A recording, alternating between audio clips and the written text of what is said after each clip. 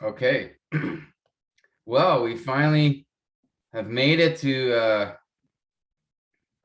another step in the process here that in our study. And today I want to focus our attention, as I said earlier, on resources and how to use resources, how to identify them, what is helpful, what do we have to be careful of, um, how they can be a good thing, and sometimes resources can be a bad thing or not helpful if we're not careful. So I just want to spend some time talking about that because we are at that step in the process. Notice we're getting near the end of the exegetical steps. We focused at the beginning when we started this journey last, what was it, October, November? It's hard to believe. It's almost been a year now, or at least 9 months. We started, our focus was on the book, the level, the first 3 steps. We focused on looking at the book as a whole and understanding the, making observations, looking at the background context and the author's flow of thought. And then we centered our attention on the passage level. And we spent a lot of time there to prepare and understand how to block diagram the passage. And that's where, again, we looked at the phrases and clauses and how they all connected together to show us the structure of the passage. And we took a lot of time there because that is such an important step in the process of study, especially for an epistle. And then after that, we made textual observations of the passage where we looked for specific things within the passage that we were studying, especially looking at things like the verbs, and different aspects of those, as well as pronouns and the connections and all of that. So that was the 5th step. And then the last couple of times together, we gave our attention to word studies. And we looked at the importance of them, what to be careful of, and then also an example of a basic word study. And so you can look at the last 2 sessions for that. Now today, I'd like to focus our attention on resources. Tanjin mentioned a resource that he has put together in Burmese to help others as they study Ephesians. And resources are such a helpful and significant part of the process. But notice that we put resources near the end of the study process, not at the beginning. All right, so I want to talk about why that is the case. But before I do that, just to remind ourselves, now when we talk about resources, we're not just talking about commentaries. Commentaries are a critical and helpful resource. They're probably the most obvious resource, and the one that we refer to, where a commentary, again, is just a detailed discussion, focus on a particular book of the Bible, going through each of the verses and giving interpretation. There are also many other helpful resources to use: theology books, Bible handbooks, encyclopedias. There's also journal articles. Sermons can be a good resource. You can find also good blogs as well, or some things on the internet. We have to be careful with the internet, but there are some things that can be very useful and helpful. So there are many resources. So when I use the word resource, I'm talking about basically anything outside of the Bible itself that we can use and consult, and that can give insight into the passage that we are studying. And as I mentioned, notice that this is step number 7 in the process. I think for many pastors, and I would say I did this for a while also, usually we probably would move this step up to maybe 1 or 2, right? That was often, and maybe some of us, it's the first step that we do. And then we don't do any other steps, right? Just that one sometimes. So I know that's a strong temptation. I understand that it is a challenge when you have the pressure of Sunday is coming or your teaching time is coming and you have to get it done. And so there's a pressure to go right away to resources. And I think there are a number of disadvantages to doing that early in the process. Again, we want to consult resources. They're a very helpful tool, but we have to use that tool at the right time for it to be most effective. Okay, so I just wanted to open up to you guys and ask the question, what are some disadvantages if you use a resource too early? This question here, what are some disadvantages to using outside resources too early in the process? Let's say if you use it at the beginning or near the beginning, what might be some disadvantages to that? And anybody have a suggestion?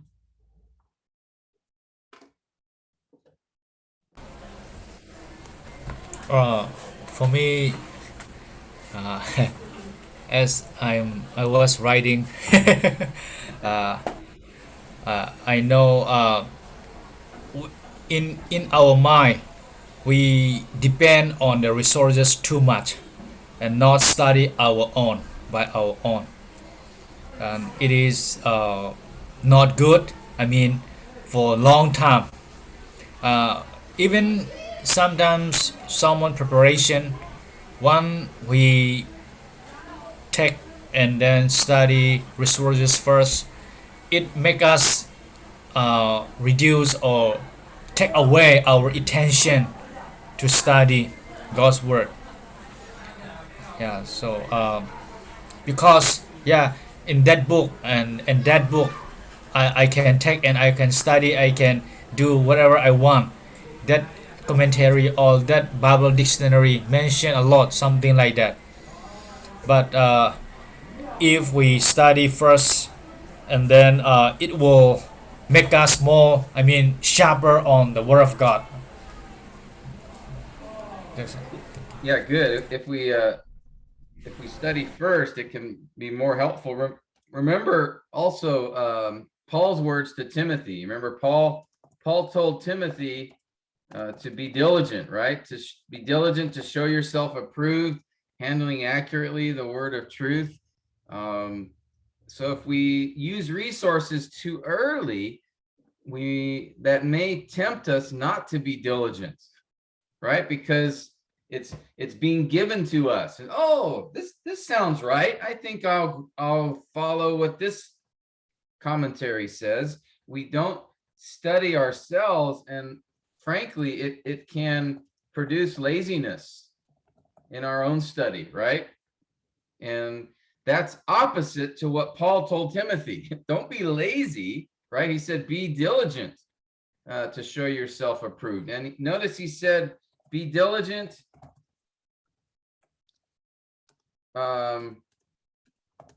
to show yourself approved. Okay. He didn't say be diligent to show this commentary writer approved. He said, be diligent to show yourself approved, Timothy. It's you. You're the one that is teaching. You need to be the one that is being diligent to find the understanding from the passage and do your study. And so if you use a resource too early, as Tanjin said, it can make us dependent on the resource, and it can tempt us to not put our own time in to studying that passage diligently. And so this is a big reason to be careful not to use a resource too early. All right. What some other reasons? Anyone have another reason for a disadvantage of using a resource too early? Sometimes they have bias. Yeah. Yeah. Can you expand on that? For some, I don't say it unclear, but some topic there is got a lot of opinions. Yeah. So what can can the resource do? What might be a disadvantage? You mentioned bias. What do you mean by that? I don't know. I just think of that. Okay. Yeah, you know, because the person who wrote the resource, they've done their study and they have a certain opinion, right? And it might be correct or it may not be. But if you just look at their opinion first, then you're going to likely follow that opinion because they wrote a book. It makes sense to them, right? Usually, most authors are very intelligent, and a publisher will not publish a book that is bad. They publish books that are written by good authors, usually. All right, like Tanjin, right? The publisher will look at him and say, "Oh, this is a very smart author. We will publish this book for sure," right? And so the authors usually are smart, so what they say will make sense, but it will be their opinion. And if you start your study of a text with someone else's opinion, then you may be biased in their direction. You may not think about other possibilities as much. It can cause you to what's the word I'm looking for? To have too early of an opinion and interpretation because you're just relying on what this other person said from his study. And so, and then they will have their own opinion and bias from their own background. And so we have to be, you know, careful of that. That can be a disadvantage. Any other opinions or thoughts, Joshua? Yes, I think about some of the seasoned pastors that are done this practice. So they start their study early in the week, right? Because say for example, pastor, they have to preach every week. So after Sunday,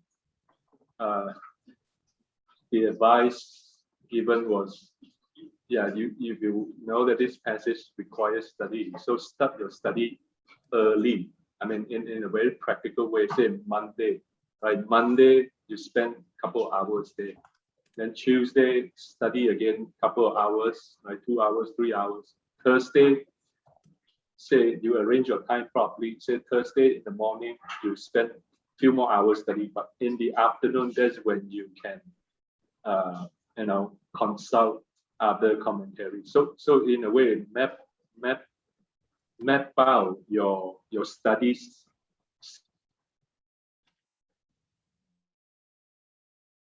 Yeah, that's a good. You know, that's a you good. have no plan. Yeah. Good advice. Often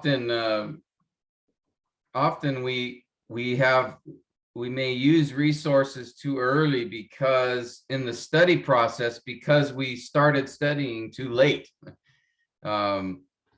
You know, and so then there's even more pressure if it's Friday, you know, and you say, oh, I have to have a sermon ready on Sunday and I haven't studied much yet. So we can be tempted to then just look at the resource early because we were not being prepared ourselves to begin the process of study earlier in the week. So yeah, that's good advice. All right, how about some advantages to using outside resources? What might be some good reasons to wait before using a resource? Now, some of this will be similar to the disadvantages. It would be the opposite. If we use resources later, it will encourage us to be more diligent on our own study, for certainly. But are there any other advantages, do you think, by waiting to use resources until later? Anybody?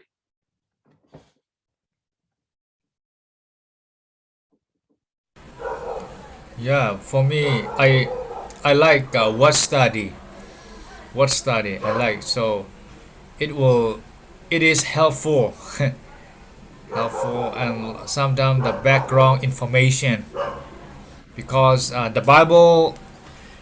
I mean, the Bible tells a little bit about something. So when we use resources, we get more information, and then also when we use our resources, it make us or it give us more. I mean, creative thinking, something like that. So benefit. Uh, uh, Cultural background, geographical background, something like that. Very helpful. Yes, the resources can give us helpful information that might be hard for us to find ourselves. Maybe some something from archaeology, some document or book that's discovered that helps give insight on a particular word or a location that's given in the Bible that maybe the Bible doesn't give a lot of detail about. So sometimes an outside resource may give information. I mean, a great example of that is, if you remember in Revelation chapter 2, I think it is, where Jesus is speaking to the church at Laodicea, and it says, he said, you are neither hot nor cold, but lukewarm.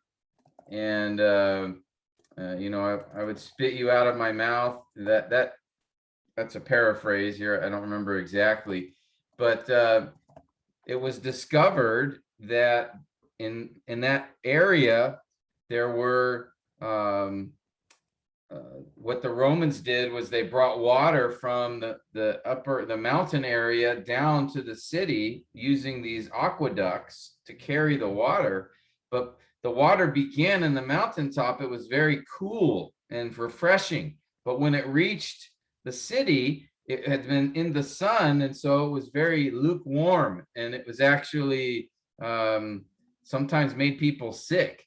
And so Jesus was referring to a local, a thing that they would have known about locally with the water, and so they would understand what he was saying. And so because some archaeologists discovered this, it gives us some insight into understanding that passage a little better. And that's something that an outside resource is helpful for us. It gives us information we may not have good access to right away.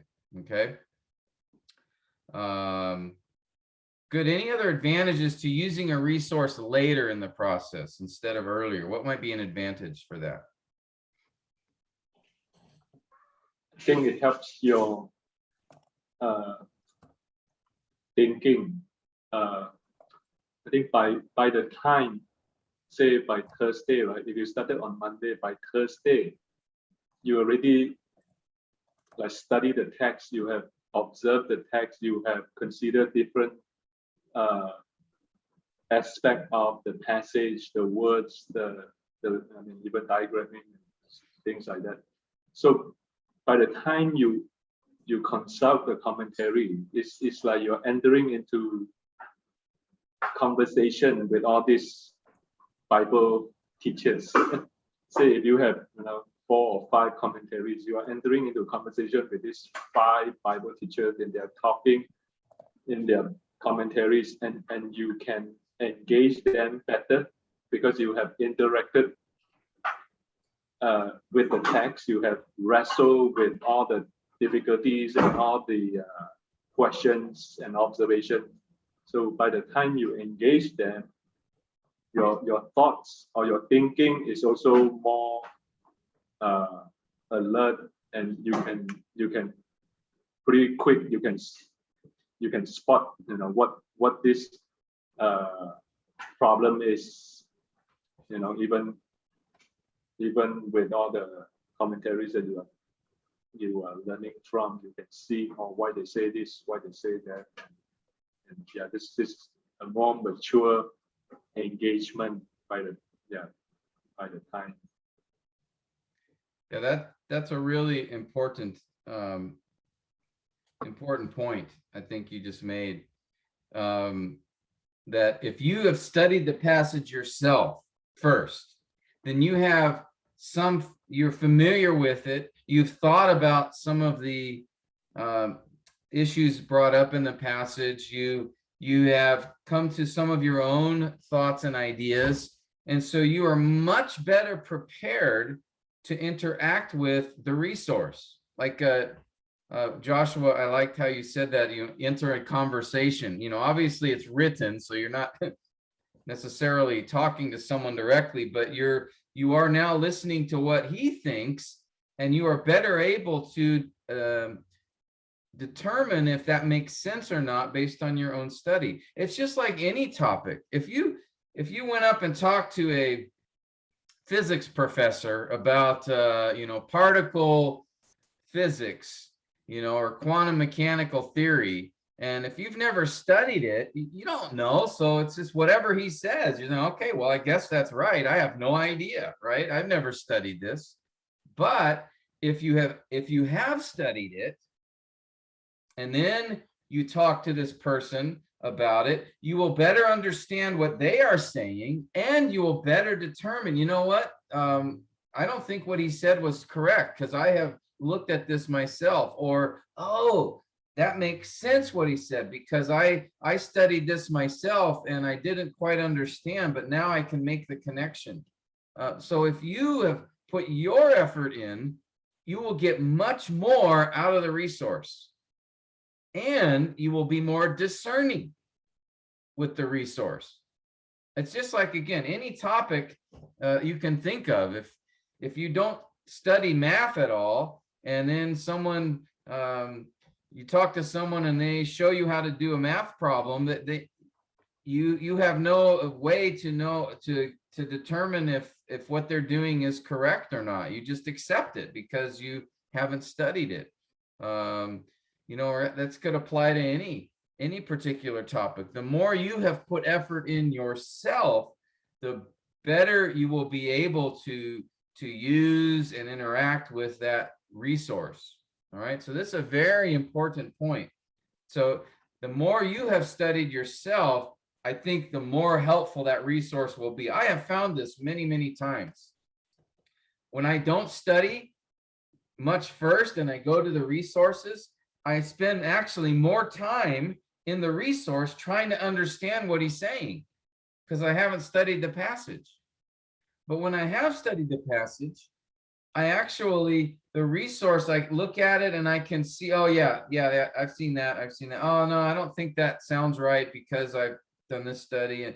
But you can go through the resource much more quickly and effectively because you're already familiar with the passage. So I think it can, in some ways, let me write this down. It can allow us to be more efficient in our use of the resource.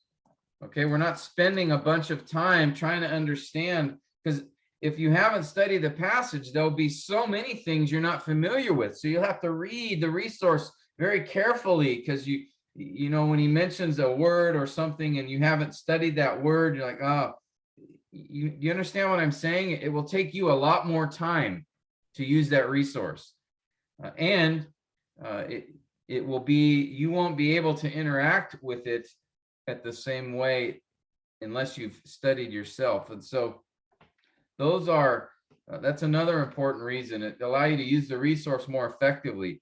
I have found that when I study the passage, I don't spend as much time in the resources because I can read through it much more quickly.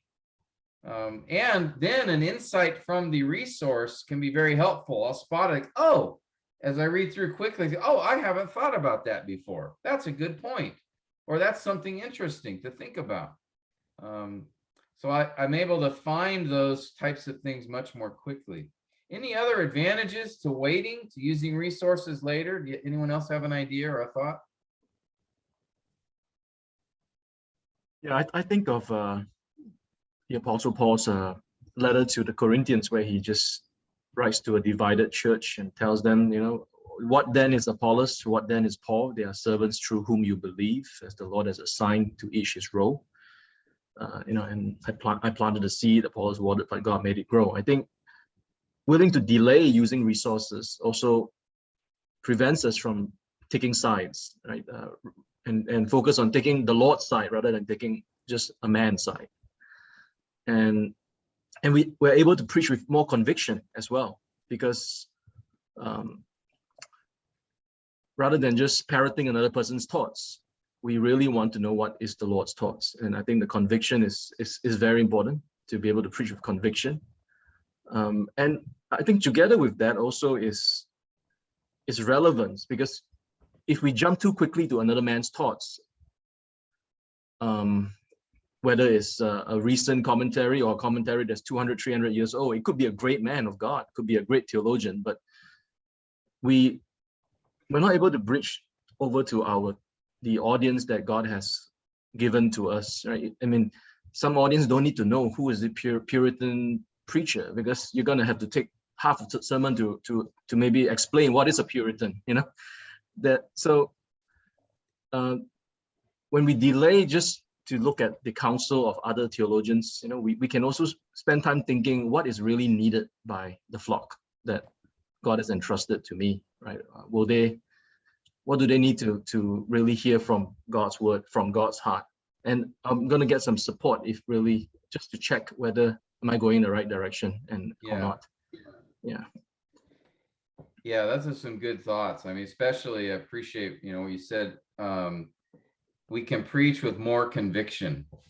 If you have studied something and discovered something, if the Lord has, through your process of diligent study, the Lord has helped you to see certain insights in the passage, one, you will remember those a lot better because you discovered it. And two, you will have more conviction. You will own it more. It's like anything you've studied yourself, or you appreciate that more if it's something you found as opposed to something that another person just showed you.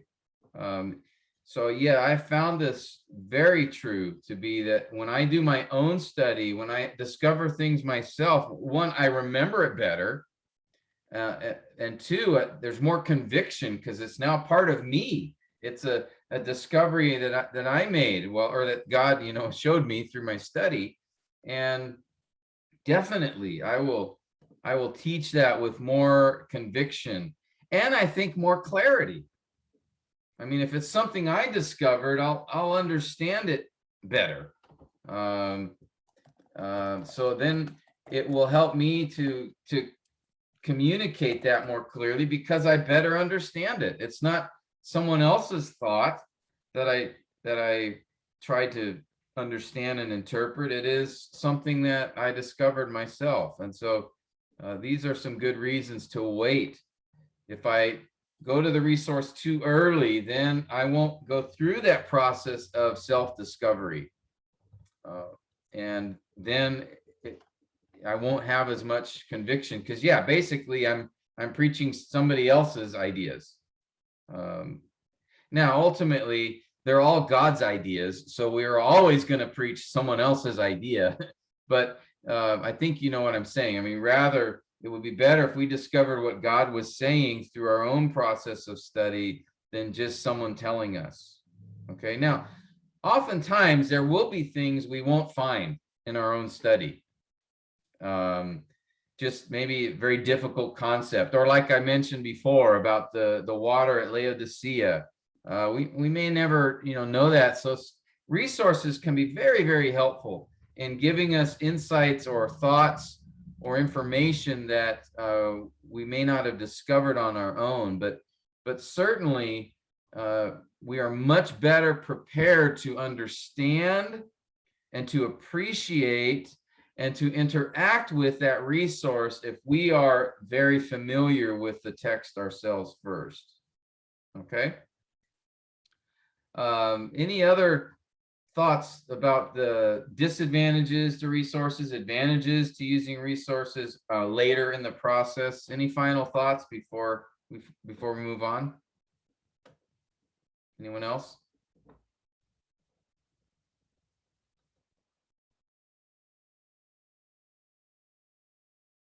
Okay, well, let's focus our attention on commentaries for a little bit. They are a more common resource. They can be among the most helpful because a commentary is going to focus attention on a particular book and on the passage you are studying. So it's not, encyclopedias and handbooks, those are more general.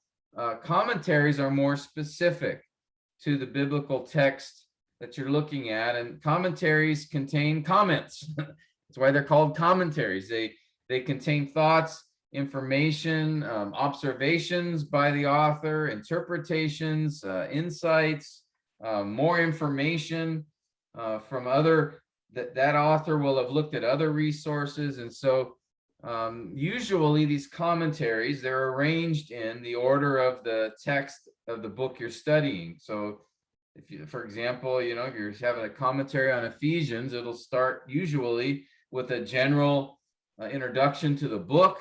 It will discuss the background context of the book, who wrote it, when it was written, perhaps why it was written, key themes. So there'll be an introduction, and then it will start with a verse by verse interpretation, starting at the first verse. And some commentaries are more general, so they might just summarize a few verses. Other commentaries are more detailed. It may break down each and every verse specifically. All right.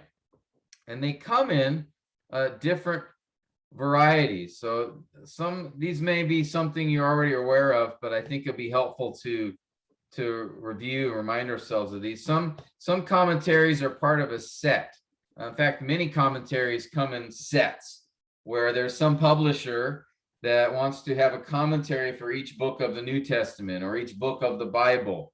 And so they will commission, find authors to write commentaries on particular books. So there'll be some editor who oversees the whole project, and he will contact people, say, hey, can you write a commentary on Deuteronomy for me? And he'll ask someone else, can you write a commentary on Exodus for me? And so that's usually how it works. Now, there are some commentaries that are just individual works, like Tanjin's commentary. It's an individual work that a publisher would consider and then publish. And so we have many of those as well, but some commentaries are part of a set. There's the New American Commentary or the Word Biblical Commentary, or there's many others that are out there, all right, that are in sets that are written. So each set will have a different author from each book. For example, Joshua mentioned Daniel Block. He wrote a commentary on Ruth that is part of the Nikot, I think it is, a New International Commentary on Old Testament, something like that. That's part of a set that he wrote that commentary for. Okay, but there'll be different authors for those sets. Now, some, as I mentioned, are individual volumes on a single book. Sometimes we call those standalone commentaries. That is, they're just written by an author on a particular book. It's not part of a series or a set, all right, like Tanjin's. It's just an individual work that is made available. And then there are also commentaries that are like called one volume commentaries that are basically a short comment on a particular passage. The MacArthur Study Bible has a commentary below, and it doesn't cover every verse necessarily, but it will give more general descriptions or just cover specific certain things throughout the book. So also the Bible Knowledge Commentary is a very helpful commentary. It's not one volume, it's two, but it's it's a more general approach to a passage. So that one you may look up. It may not have information on every verse in the book that you're studying, but often it will have some helpful insights. But it's a more general one. It's can be useful in that way. So these are the different types of commentaries, generally speaking. Now, when we look at commentaries, there are different categories as you look at whether it's in a set, whether it's a single individual book. There are what's called full technical commentaries. All right, and this will have lots of detailed information and will consider the original languages. So it will talk about a particular word, Greek word or Hebrew word, and give details, or it will discuss Greek grammar or Hebrew grammar depending on the book you're looking at. So it will be more technical. That is more more specifically focused on grammatical details or on details from the original language in particular. All right. And so often these will be written by scholars, by seminary professors, by those who are, experts, so to speak, in the field. And often they can have a lot of information that it can be hard to understand sometimes if you don't know the original languages. And so I would still encourage people to use them, but just be aware that some of the information may not make sense because it's looking at the original languages. Then there are those commentaries which are, I call semi-technical. They may have some technical details, some reference to the original languages, but usually what I found is those commentaries will put that technical information down as a footnote or something like that. So they will write some helpful, understandable things in the text and then put more technical things in the footnotes. And so somebody who's a little more familiar with Bible study and can use these, can be very helpful commentaries to consider. So I would encourage those. And then there are what I would call pulpit commentaries. Their focus is for the pastor. The technical and semi-technical commentaries, their focus may be more for scholars or more deep study. Certainly pastors should focus their attention on them as well. But pulpit commentaries are more specific to preaching. So they may have additional information that will be helpful to a preacher, and maybe how to develop a sermon from a passage, or illustrations that can be used, things like that. So pulpit commentaries can be very helpful. And then there are what I would call just general commentaries that are more application focused, not so much on the study of the passage, but more on how it applies. Okay, they can be helpful, but often they don't give a lot of details about how to study the text or what the passage is talking about. So these are the different categories of commentaries, at least as I would categorize them. You have all the way from the very, very technical, most difficult, to the most general and simplest. And obviously the more technical, then the more information that can be helpful, but also the more difficult to study. The general commentaries may have some helpful insights, but you won't get a lot of detail of the passage. So they won't be very helpful for you in the study of the passage. So, okay, I know that's a lot of information. Any questions on that or comments? I'm just trying to give you an overview of what's out there. I know some of you are very familiar with commentaries, so this is boring, but I thought maybe some of you might not be as familiar with some types of commentaries. But any questions? Okay. Pastor, but my question is, but not difficult, but since there are a lot of commentary, which one we use, to be to correct or to use wisely, because there are a lot of commentary, I mean, that are not helpful, or I would say not biblical. So how to identify that this is a good resources? Yes. Yeah, I want to talk about that actually. So thank you for asking. I'm going to cover that. Yeah, because there are a lot of commentaries. If you uh, Joshua was just at the Master's Seminary, and they have a library, and there are, I don't know, thousands and thousands of commentaries in that library, right, Joshua? Did you go in there? Yeah. I mean, it just thousands. I think there's 100,000, more than 100,000 books in that library, and many of them are commentaries. And so, how do you find, okay, are all of these good, or are some of them bad, or are some of them helpful, or which ones are useful? That's the most important question, right? So I want to give you some of my opinions about that I hope will be helpful as you consider that question. So these are important considerations when using commentaries. You need to know something about the author. All right, so when you pick up a commentary, don't assume that, okay, this guy, he published a book, he wrote a commentary, it must be good. Well, no, there's a lot of publishers who aren't Christians, who just want to make money. So they don't care if it's theologically accurate, they just want to sell it. And so they won't necessarily publish good comment. There's a lot of commentaries out there that are written by non-Christians, written by unbelievers.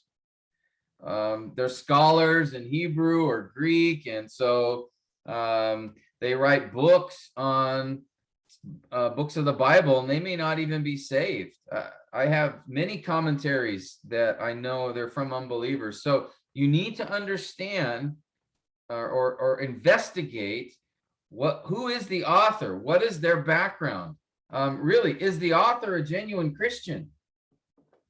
Okay, that is an important thing to know, because when you read the commentary, if the person's not a Christian, obviously the Holy Spirit is not inside them to give them insight. So that doesn't mean there still may be some helpful information, but we have to be very careful, because their conclusions are not going to be correct usually, because they're not saved.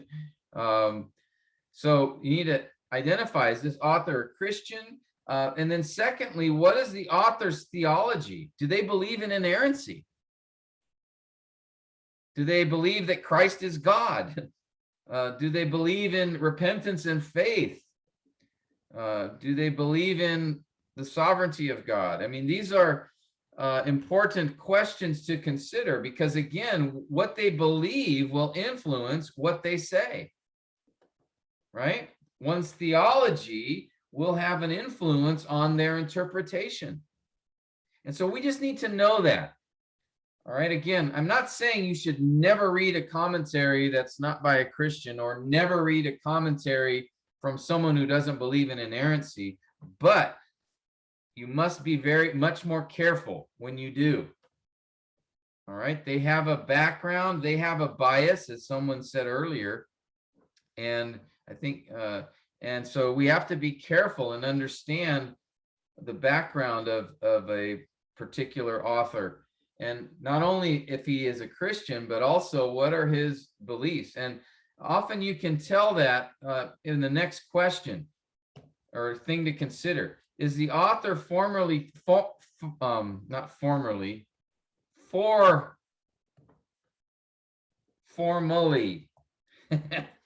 wrong English word, formally trained, meaning, did he go to seminary? Where did he go to school for his education? Did he go to a very liberal university? Or did he go to a conservative Christian seminary? Where's his background? That might tell you a little bit about the author. If he went to a bunch of liberal universities in Europe, then that's going to influence him. And so you just have to be aware of that. So that's something to consider as well. What denomination or theological tradition? And often this information, you can find some of it in the beginning of the book. There's usually like a summary description of the author, either in the beginning of the book, sometimes on the back of the book, and it'll tell you this information. This person went to this school, he's from this denomination. You can look up on the internet now. You know, if you have an author, you can look him up and see, you know, who is this guy and where's he from and what are his beliefs. You want to understand that this is part of the background context of the commentary. Really, you're trying to understand who the author is, and that will give you insight into what he says. And so so these are things you want to consider. Now, often, you know, it's helpful to just go to somebody who looks for these things and can give you insights. There's a couple of books that I found helpful for this process. Like you go, I don't know all this information, and it takes me a lot of time to find out. There's a very helpful resource by one of my seminary professors, James Roska, who went to be with the Lord recently. He wrote a book called Commentaries for Biblical Expositors. Commentaries for Biblical Expositors. By the way, this will be in the notes, so you don't have to copy this now, but this was a very, very helpful book. And he just goes through and evaluates commentaries on all the books of the Bible. It's quite an amazing resource, actually, where he looks at and he'll list the number of commentaries for each book. Like say Book of Ephesians, you'll go there and he'll have many. He'll have a summary of each commentary and what is good about it, what is not good, anything about the author. It's a very helpful resource if you can get your hands on it. There's also another one that's pretty good as well. It's Commentary and Reference Survey by John Glenn. That also has a summary of good commentaries. And you can go to the website, I think it's called Best Commentaries. Is that correct, Joshua? Do you remember? Best Commentaries, or was it Good Commentaries? Yeah, I think so. Or it might be, I think it's Best Commentaries. Those will have some helpful resources as well to consider. I think it's bestcommentaries.com. I'll have a whole list of resources at the end of this. Okay, so I've got a bunch of them for you guys. All right, that I have written down. But these I wanted to point out because they're a book really that just talks about commentaries and helps us identify the good ones and the ones that we have to be careful of. Okay, so but first we want to know something about the author of the commentary, and then second, don't trust everything the author says is biblically accurate, right? For one, as I mentioned, the person may not even be a Christian. So, or they may have a very weak view of the Bible, not believe in inerrancy, or have a weak theology about God, and maybe they don't believe rightly about who God is. So don't trust everything the author says is biblically accurate. And I think we know this, but even good and godly men have different opinions on certain topics. And so they both can't be right. You know, either there is a millennial kingdom or there's not. All right. So some believe there's no millennial kingdom, literal reign of Christ in the future on earth, and others do believe that. Well, so which is correct? Well, one author may say one, and another author may have a different opinion. So we have to keep in mind that not everything a commentary author says is accurate. Just because they published a book doesn't mean everything in the book is 100% correct. Okay. And again, I think we know that, except Tanjin. I'm sure his commentary, everything is correct, right? But for most of us, right? There are some things that may not be accurate. And so we just have to remember that. Don't accept everything as perfectly correct and accurate. All right. And don't just look at one commentary. Again, sometimes it can be helpful to look at several, as many good ones as you can get access to, and then see. And if a number of authors have a similar opinion about a passage, and they're good authors, they're godly men, they're good students of the word, and if they all have a certain interpretation, then that's makes it more likely that is the correct interpretation of the passage. But don't just use one commentary in the process. All right. And then remember to view the commentary as a tool. It is a resource, but it's not, don't take everything from it. In other words, don't copy and paste from a commentary and make that your sermon. There's a saying in the Philippines that copyright, each book has a copyright, but that does not mean that we should copyright. Meaning, there's a temptation to, I like everything this author says, I'm just going to copy it. Or you listen to a sermon, right?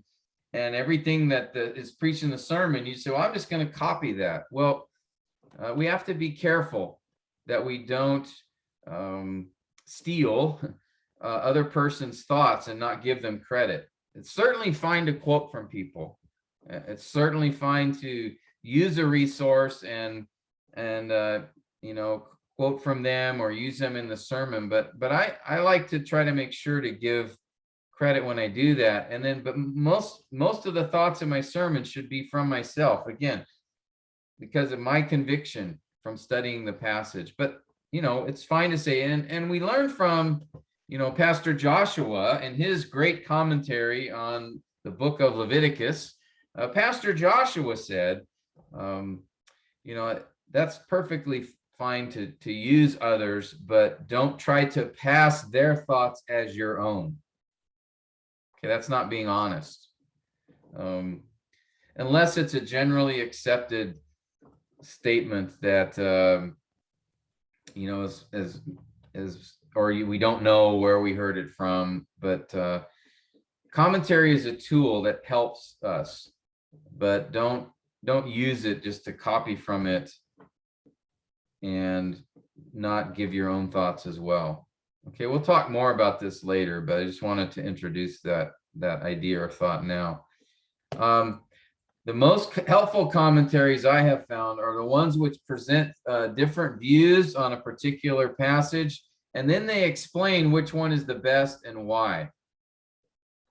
Okay, they'll mention, okay, there's 3 different common views on what this verse means, and here is the view that makes the most sense and why. And so then they explain it.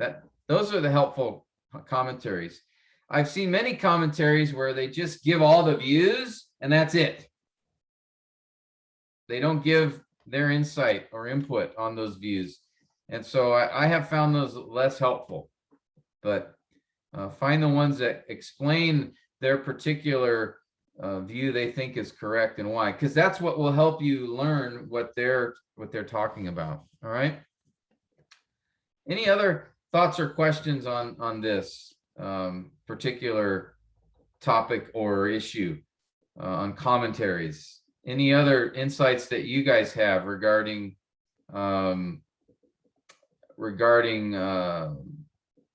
what to think about or consider when using commentaries? Anybody? Or questions? Anybody?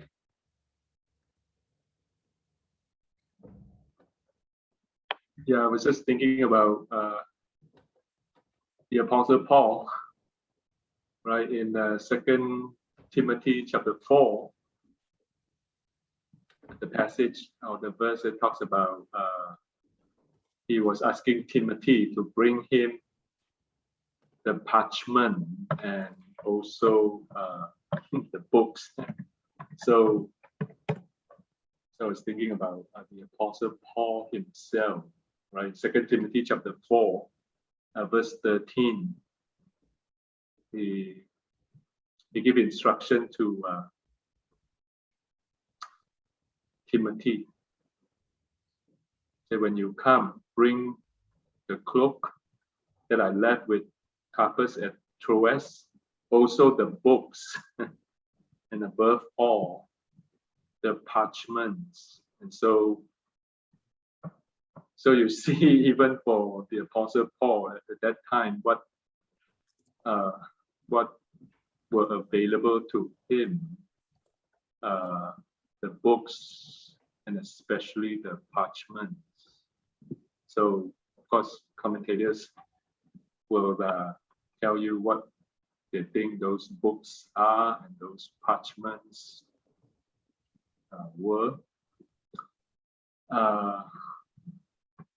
Yeah, just one verse to show us that even for our dear apostle to the Gentile, who is operating under the inspiration of God, he himself, even in his own ministry, he used books and parchment.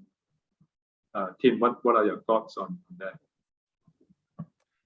Yeah, that's an interesting passage that seems to indicate Paul used resources.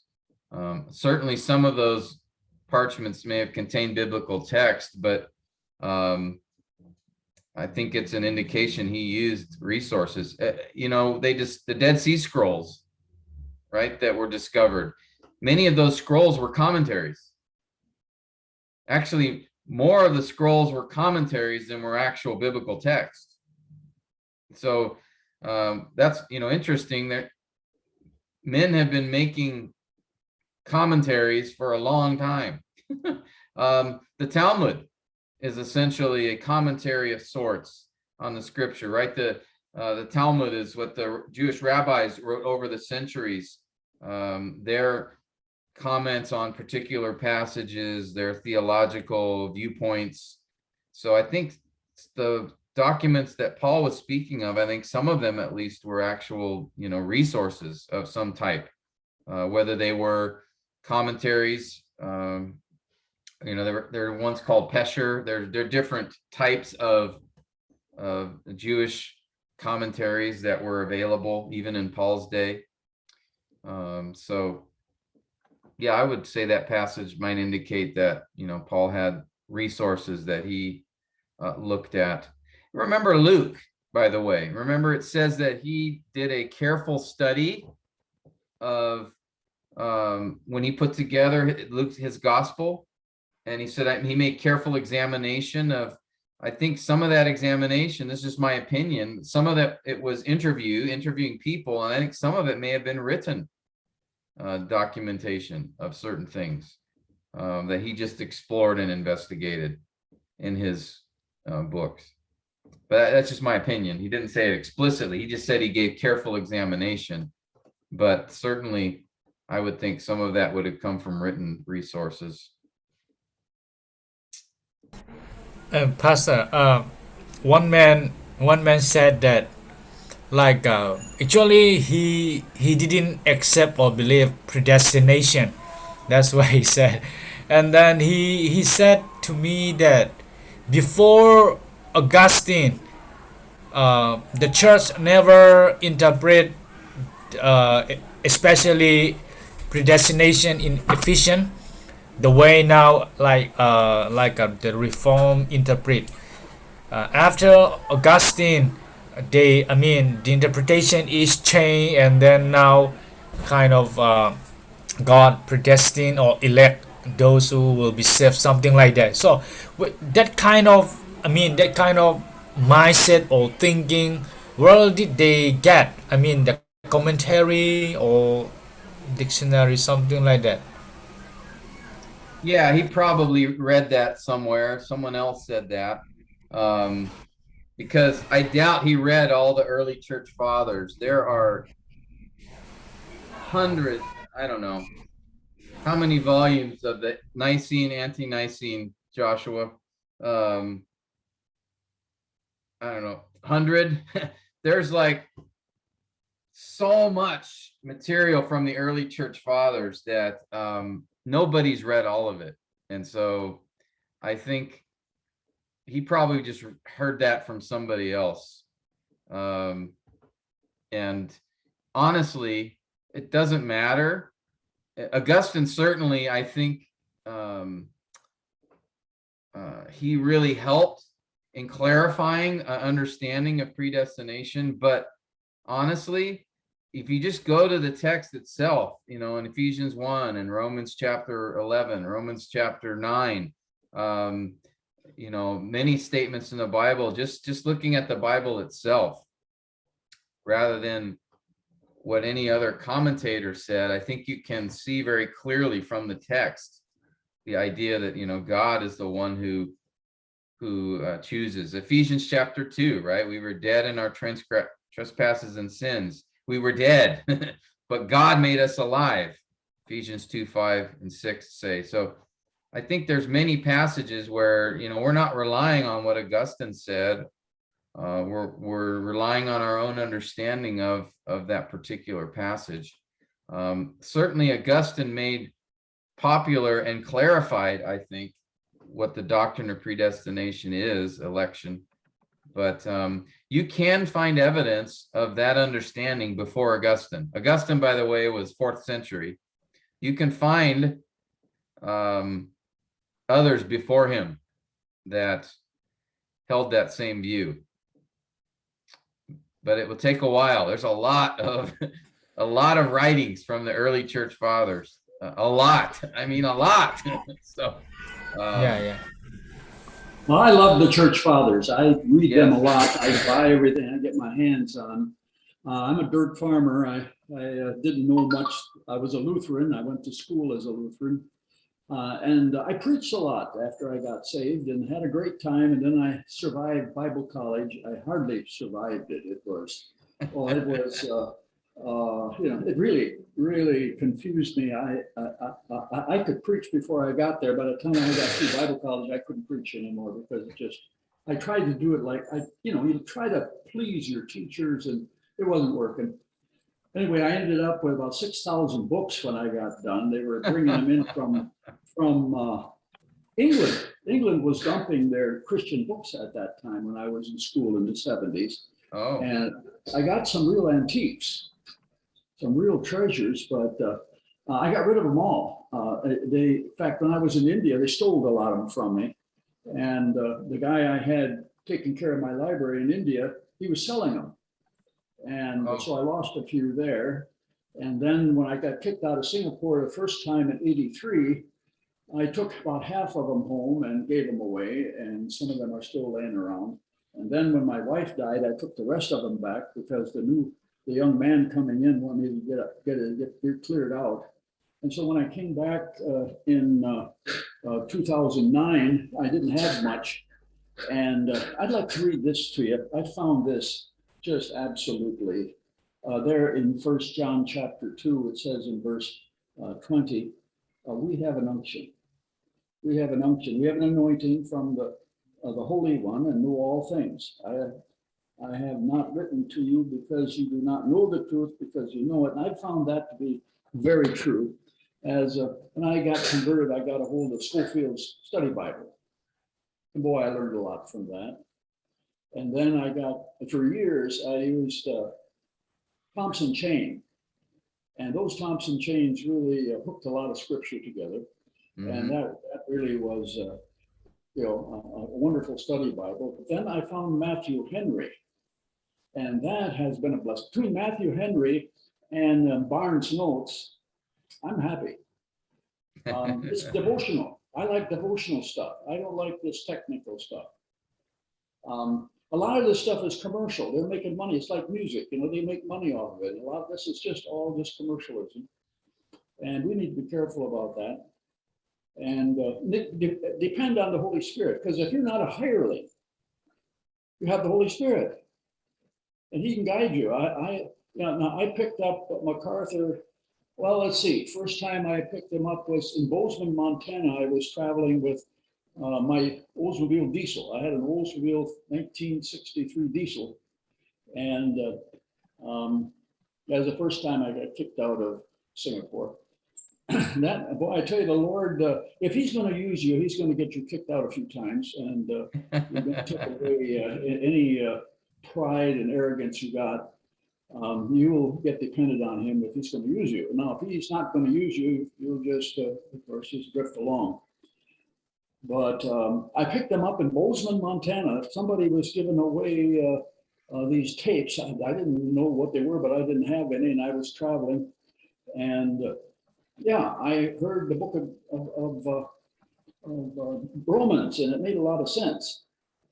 That was my first. And then when I got to India, I was in and out of India for years. We picked up these little booklets that MacArthur was having printed in India. That would have been in the 80s. And they were, quite cheap, poor paper, but I picked up a lot of them, and they were very, very systematic, verse by verse type, and they were topical. And by the way, the other night I learned that YouTube has cut Brother MacArthur out. He's going to be highly censored from now on. So I knew that was coming, but not only has YouTube censored him, but Facebook is, and a lot of other stuff. Yep. So you're going to have a harder time. We're all going to have a harder time, but we listen to, my wife and I listen to a message every night before we go to sleep. And well, I like this one on evil. Boy, is that a challenging. And then what was it the other night we've been listening to? But it's, yeah, he keeps us challenged. It's a spiritual thing. It's not a commentary thing. Yeah.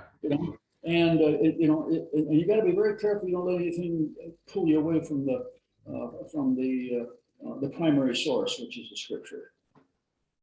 Yeah, and that's a good point, Dwayne. And I think sometimes that's another reason really to wait in the process before looking at resources, because preaching is a spiritual thing.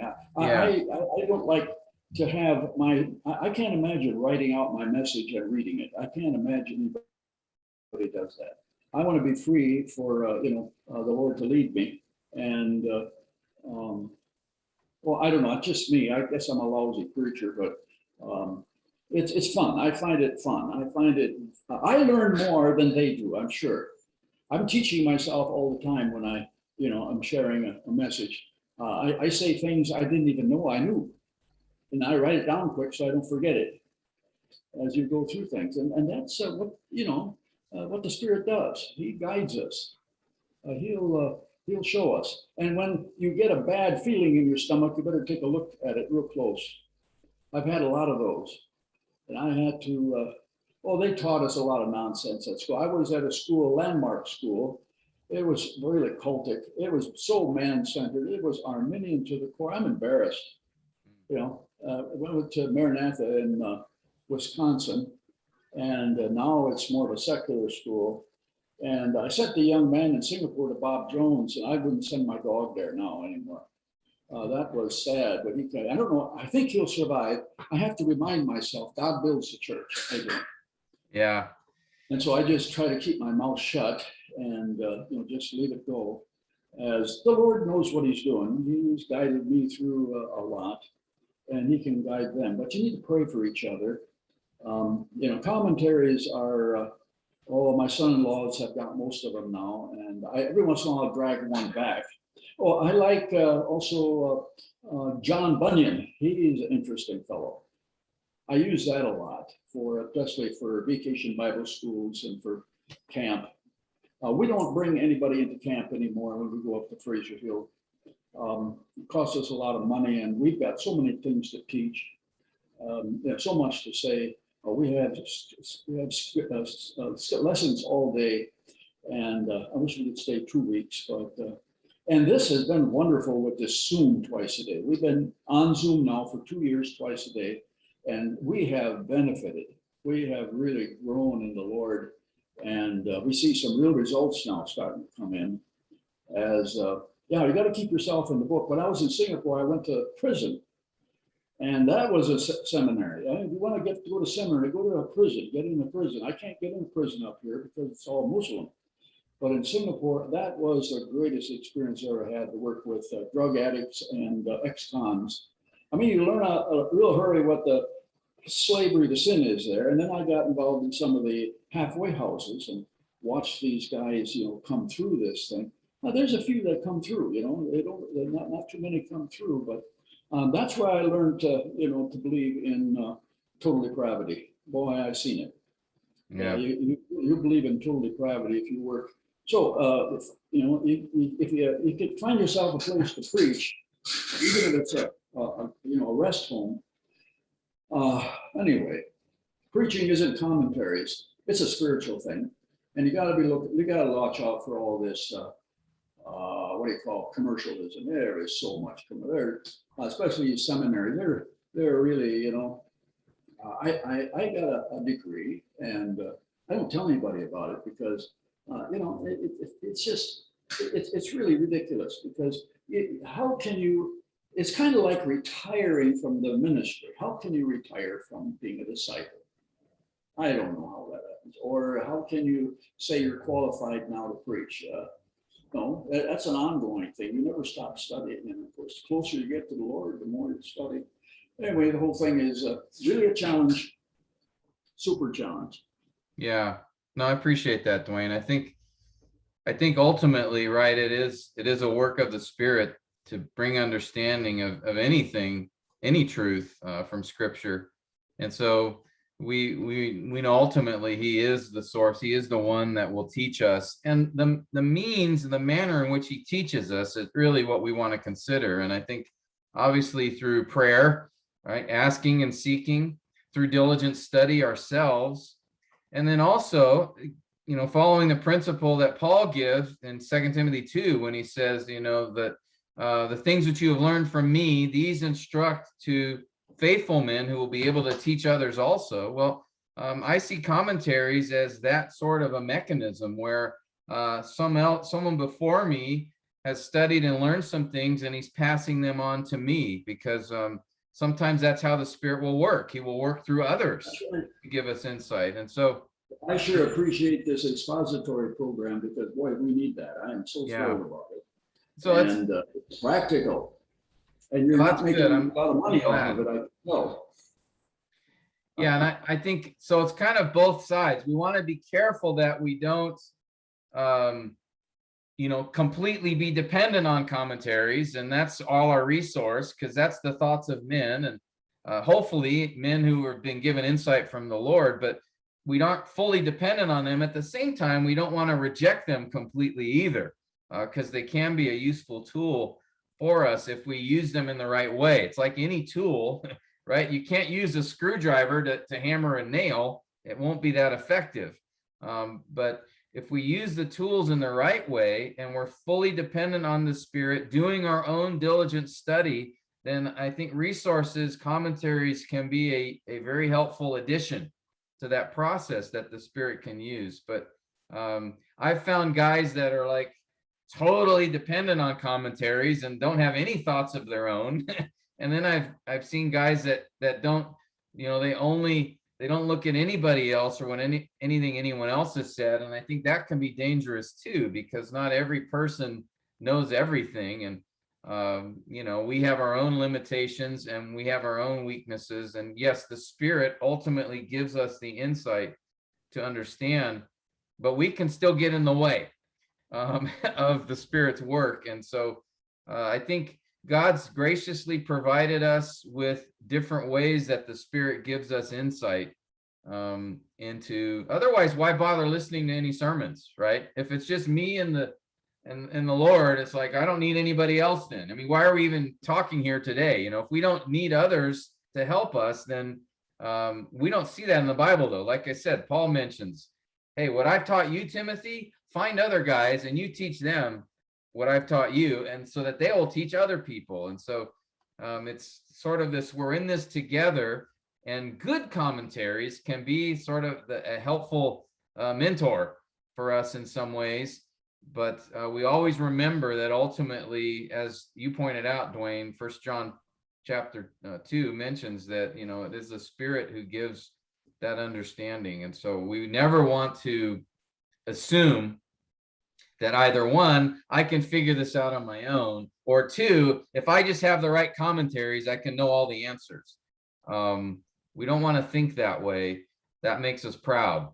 And Yeah, I did a study on the church fathers because I'm just fascinated with yeah, the beauty of that and their their response. And you can go on Google. If you guys don't go on Google, you're really wasting a wonderful resource. And I think about everybody's got Google. I'm just amazed at what I could come up with and the detail they have and the variety of places. So yeah, okay.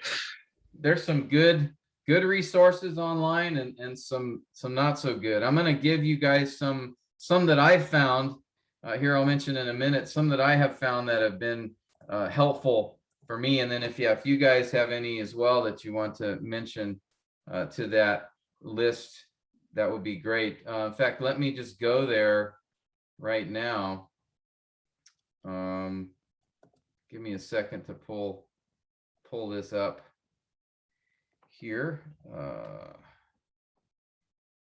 and then we'll just talk about this, and then I'll let you guys go. If we look at, let me just, I put a list together. Again, this is from me, my opinion. All right, so but I think these are some commentary sets I would recommend if you can get access to them. I know for some of us, they might be difficult to access. So I'll show you some online resources in a moment. But here are some helpful commentary sets, both what I call exegetical. Remember, I mentioned the technical. So these would be some of the more technical ones, but still I think will be very helpful if you can get access to them. And then there are some expositional commentaries. Pastor MacArthur that Dwayne mentioned a moment ago, he's written commentaries that are very expositional. They're basically his sermons that have been put into the form of a book. The same with Martin Lloyd-Jones, James Boyce, R. Kent Hughes. These are commentaries that are really sermons that have been put into a book, but they go through passages verse by verse. And I found these in my study to be very helpful resources and for me, not only in explaining a passage, but even too how they might illustrate a particular point or introduce something. So they're the application that they give, they can be very helpful for you as you prepare seminary, give you a sermon, not seminary, as you prepare, gives you some ideas. So those are ones to consider, ones I found helpful. Again, these will all be on the handout that I'll put on Canvas so you can have access to them. I've already mentioned this, but here are some sources to find good commentaries. I mentioned already these two books, Commentaries for Biblical Expositors, the Commentary Reference Survey, and then here's that website I mentioned, bestcommentaries.com. These would be places you can get insight on different commentaries, which are good ones to use, which are ones you need to be careful of. And then finally, here are several online resources that I have used that I found to be very helpful. Maybe you have some others that you have noticed as well that have been helpful to you. Maybe you guys can message those on WhatsApp. If you have any online resources you found good, you can let all of us know. But these are some ones that I have found very useful and appreciated. And again, not everything here is perfect, and there are things that we need to be careful of, but overall I found them very helpful. gty.org, that's John MacArthur's. Grace to you. You'll find a lot of his resources there. Tom Constable wrote a very helpful series of notes on every book of the Bible that I found as very useful. There are the Bible Project. There are videos that some have put together that summarize each book of the Bible. And while there are some things I might not agree with completely, I think they've done a good job overall and giving an overview of each book. I'll show you a couple of those later as we go further in the training from this course. But so these are ones to consider online that you can get access to that might be helpful. And again, there are many others as well. These are just some that I found helpful. If you have any that you want to share with us, you can share with us on the WhatsApp. And then finally, here are some other resources that I found to be helpful, more general resources. Introduction to New Testament. This gives an overview of each book of the New Testament, gives some background context. The same here, Introduction to the Old Testament. Probably one of my favorites is this one, Talk Through the Bible by Wilkinson and Boa. I really like this one. Well, I would have to say also the one above it too. MacArthur Bible Commentaries, very, very helpful. The MacArthur Study Bible basically has that commentary in the notes. And then Talk Through the Bible by Wilkinson and Boa. Great overview of every book of the Bible. I think they present in a very short way, just a few pages. They give you a good understanding of each book. So these are resources that I would highly recommend if you can get your hands on them, especially the two that I've highlighted. They're more a general resource for understanding each book. Okay, and again, these will be in your notes, so you don't need to copy them down now, but you can have access to them in your notes. So let's see, I have these.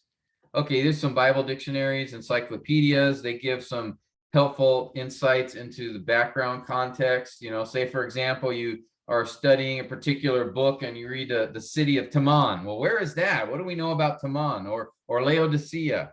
Or what is the practice of sackcloth and ashes? So these resources will give you a summary of particular topics. Can be very helpful. This one, by the way, I think the ISBE actually you can get online. I think it's available online. So if you look that up, you should be able to get access to that one online. I'll have to put that resource. What's the online link here? I have to find it. Okay. So again, there's a long list of resources. Again, resources can be helpful tools or they can be unhelpful. So I think we need to be careful. I think Dwayne mentioned a few things there, and as he was speaking, that I think are helpful to consider. Just like anything, we want to, 1, be diligent ourselves. 2, we want to be dependent ourselves. And then 3, we want to be open to consider maybe others who have studied the topic that can give us some insight as well, that the Spirit can use them to give understanding. Okay, well, I think this would be a good place to stop. I've done a lot of talking tonight, but hopefully maybe giving you a few things to think about in regards to resources. And I don't know, are there any final comments or questions? Any thoughts you guys have before we finish for the evening? I hope that was helpful.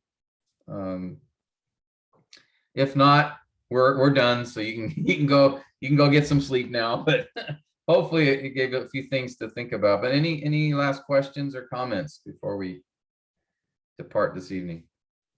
Pastor, can I ask a question? Yes, sir.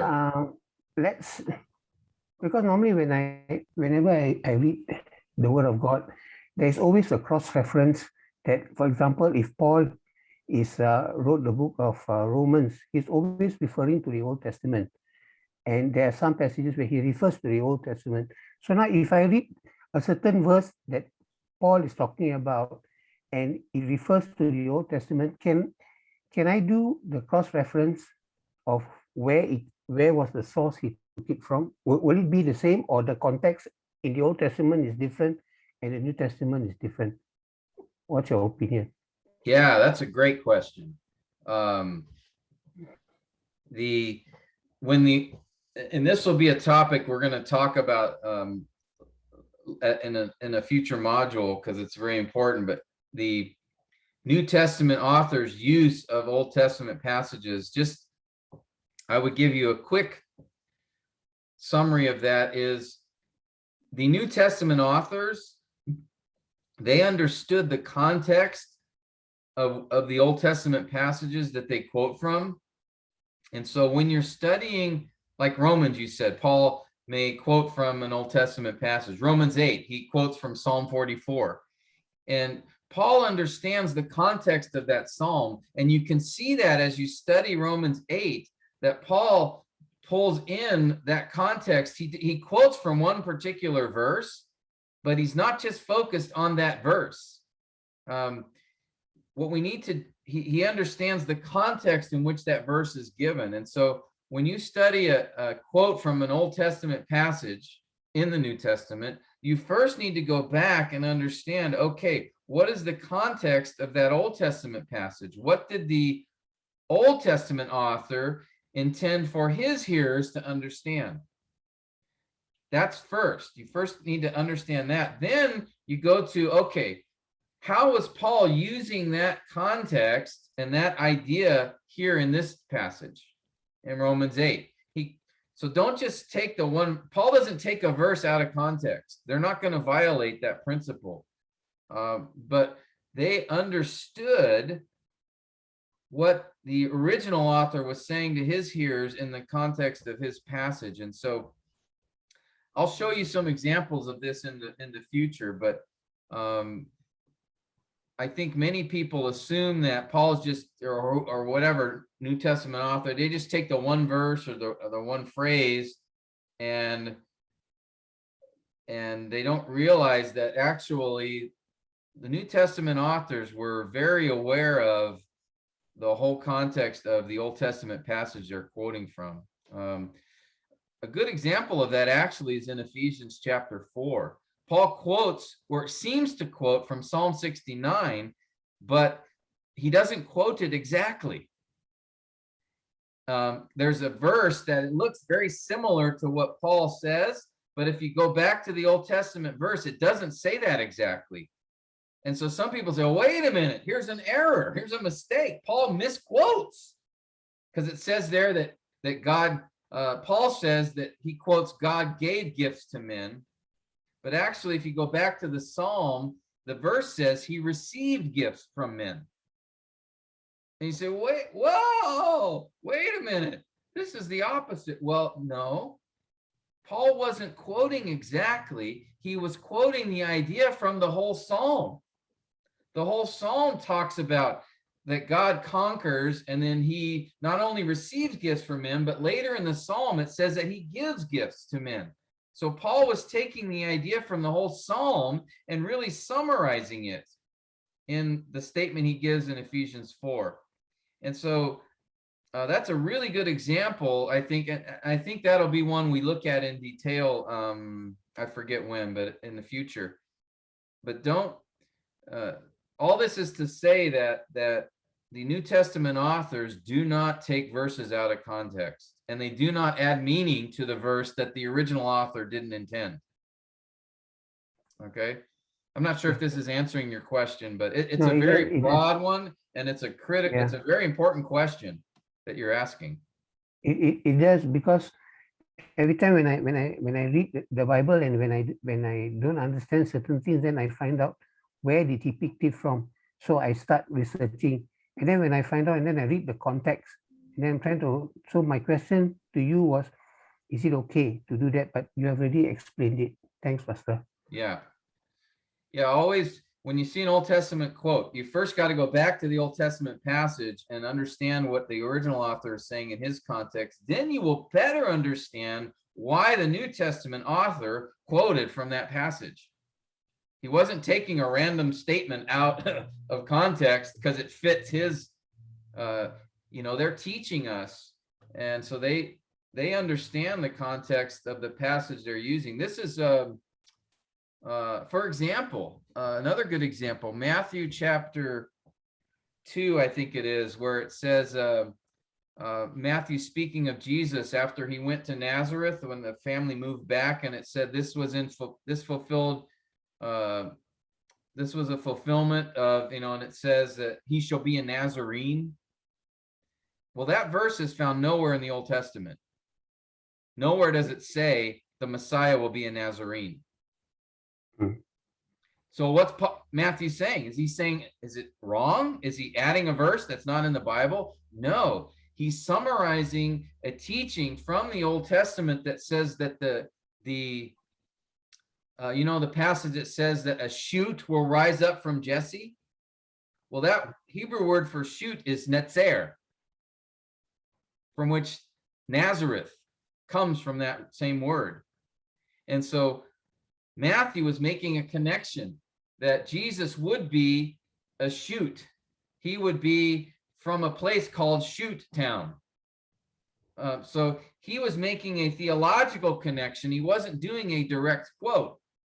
He was summarizing a theological truth about the Messiah that was a fulfillment of the Old Testament. So we have to be very careful in how we understand anytime a New Testament author quotes from the Old Testament, that he's taking a context. He's not just taking a verse, but he's taking with it the context that verse came in. And so when we talk in module 4, we're going to cover this because it's really important. There's been a lot of misinterpretation of prophecy, especially by wrongly assuming that the New Testament author was taking passages out of context. So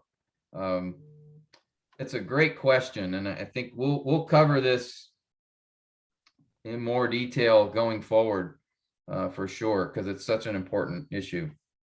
Okay, thank you, Pastor. Thank you, Norman, for asking. All right. Final thoughts or comments?